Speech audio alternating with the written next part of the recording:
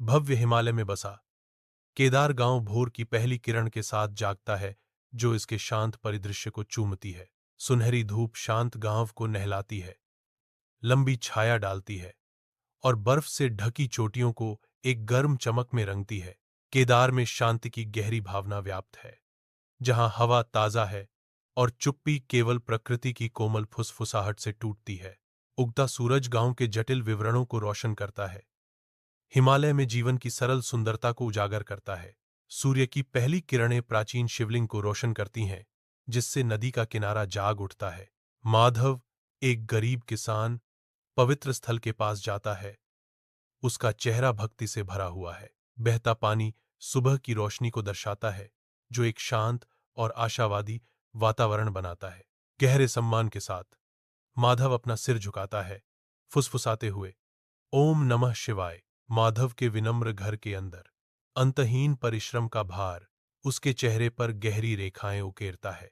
वह अथक परिश्रम करता है, फिर भी एक गहरा दुख उसके अस्तित्व के हर कोने में व्याप्त है। बाहर सूखी फसलें प्रकृति के खिलाफ उसकी हार की लड़ाई के एक स्पष्ट प्रमाण के रूप में खड़ी हैं। रोग उसके परिवार पर एक लंबी छाया डालता है। हर गुजरते दिन के साथ इसकी पकड़ मजबूत होती जाती है। कर्ज लगातार बढ़ते रहते हैं, जो उसे निराशा और हताशा के सागर में डुबोने की धमकी देते हैं। कठोर दिन की रोशनी में ग्रामीण माधव को घेर लेते हैं। उनके चेहरे उपहास और तिरस्कार से विकृत हैं। तिरस्कार हवा में भर जाते हैं, क्योंकि वे उनकी अटूट भक्ति का मजाक उड़ाते हैं। उनके शब्द उनके दिल पर निर्देशित तेज पत्थरों की तरह हैं। माधव उपहास के तूफान के बीच दृढ़ता से खड़ा है। उसका भाव शांत है, उनकी क्रूरता से अछूता। वह अपनी आंखें बंद कर लेता है, अंदर की ओर खींचता है, अपनी अटूट आस्था की गहराई में सांत्वना पाता है। उनके हाथ प्रार्थना में बंधे रहते हैं, जो अराजकता और तिरस्कार के बीच शांति का प्रतीक है। गांव वालों की हंसी उसके चारों ओर गूंजती है, फिर भी माधव की भक्ति और भी तेज जलती है, जो अंधेरे के खिलाफ एक विद्रोही लौ है। तारों से जगमगाते आकाश के नीचे एक कठोर सूखा खेत को तबाह कर देता है। माधव को कुछ नहीं छोड़ता। शिवलिंगम के पास माधव बैठा है, उसका शरीर अनियंत्रित सिसकियों से भरा हुआ है। आंसू उसके चेहरे पर बहते हैं, धुंधली तारों की रोशनी को दर्शाते हैं। हर बूंद उसकी निराशा का प्रमाण है। वह अपने आंसू भरी चेहरे को स्वर्ग की ओर उठाता है। उसकी थकी हुई आंखों में एक मौन प्रार्थना अंकित है। हे शिव, मुझे अपनी आस्था बनाए रखने की शक्ति दो, वह चिल्लाता है। उसकी आवाज भावना से कांपती है। एक वीरान रात में एक हताश प्रार्थना।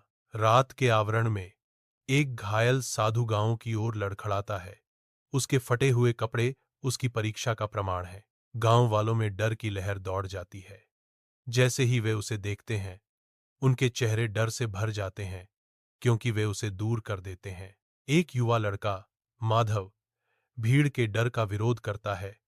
उसका दिल करुणा से प्रेरित होता है। माधव साधु के पास दौड़ता है, अपनी हथेलियों में पानी अर्पित करता है, जो अंधेरे दृश्य में आशा की किरण है। माधव साधु को अपनी छोटी सी झोपड़ी में ले जाता है, जिसका अंदरूनी भाग एक टिमटिमाते दीपक की गर्म चमक से प्रकाशित होता है। अपनी स्पष्ट भूख के बावजूद माधव शि को अपना एकमात्र भोजन प्रदान करता है, जो धुंधली रोशनी में एक निस्वार्थ कार्य है। श्री माधव की उदारता को देखते हैं। उनके होठों पर एक हल्की मुस्कान है, क्योंकि वे इस पेशकश को देखते हैं। फिर से मुस्कुराते हैं। माधव की निस्वार्थ सेवा को देखकर उनके सामने हो रहे कार्य की शांत सराहना। माधव जागता है, उसकी आंखें शांत शिवलिंग के चारों ओर घूमती हैं, साधु की तलाश करती हैं, लेकिन केवल एक खाली जगह पाती हैं। वह पवित्र पत्थर के पास जाता है। उसके चेहरे पर आश्चर्य उभरता है, क्योंकि वह एक ताजा भस्म चिन्ह देखता है। जहां साधु कभी बैठे थे, वहां अब पृथ्वी पर एक त्रिशूल का प्रतीक अंकित है, जो एक मौन, रहस्यमय संकेत है। सुबह का सूरज लंबी छाया डालता है, नवगठित त्रिशूल को रोशन करता है, जो गहरी रहस्यमयता का संकेत देता है। सूर्य की किरणें प्राचीन शिवलिंग को चूमती हैं, लंबी छायाएं डालती हैं, जो सुबह की हवा के साथ नृत्य करती हैं। पेड़ एक दिव्य उपस्थिति के रूप में रहस्य फुसफुसाते हैं, जो हवा को भर देती है, अदृश्य लेकिन शक्तिशाली रूप से महसूस होती है। पत्थर के चारों ओर एक पवित्र आभा है जो गर्मी और प्राचीन ज्ञान बिखेरती है। अदृश्य ऊर्जा के साथ हवा कंपन करती है जो भक्ति और विश्वास का प्रमाण है। एक आवाज गूंजती है, पत्थर से ही प्रतिध्वनित होती है। माधव, यह तुम्हारी भक्ति की परीक्षा थी। सूर्य की सुनहरी नजर के नीचे माधव की दुनिया बदलने लगती है। खेत एक आशाजनक वादे की तरह फैले हुए हैं। कभी बंजर भूमि जागृत होती है, जीवंत जीवन के साथ फूट पड़ती है, जो लचीलापन और नए आशावाद का प्रमाण है। हर गुजरते दिन के साथ फसलें फलती, फूलती हैं, जो समृद्धि और प्रचुरता के रंगों से परिदृश्य को चित्रित करती हैं। माधव को स्थिर रोजगार मिलता है। उसके हाथ अब उद्देश्य से कठोर हो गए हैं। उसकी आत्मा उपलब्धि से ऊपर उठ गई है। धीरे धीरे लेकिन निश्चित रूप से कर्ज का बोझ कम होने लगता है, जिसकी जगह वित्तीय स्वतंत्रता की हल्कीपन आ जाती है। माधव के चेहरे पर एक मुस्कान छा जाती है जो उपजाऊ भूमि और उज्ज्वल भविष्य को दर्शाती है, जिसे वह अब संवारता है। सूर्य की किरणें माधव के विनम्र घर में प्रवेश करती हैं, जो शांत घरेलू दृश्य को उजागर करती हैं। माधव शांति से बैठता है। उसका चेहरा भक्ति से अंकित है, अटूट विश्वास का चित्र। शांत घर प्रार्थनाओं की धीमी फुसफुसाहट के साथ गूंजता है, जो उनके आध्यात्मिक जीवन का प्रमाण है। शिव को अपनी दैनिक पेशकश तैयार करते समय उनके चारों ओर शांति का वातावरण है। उनका सरल जीवन सांसारिक चिंताओं से अछूता परमात्मा के साथ गहरे संबंध को दर्शाता है।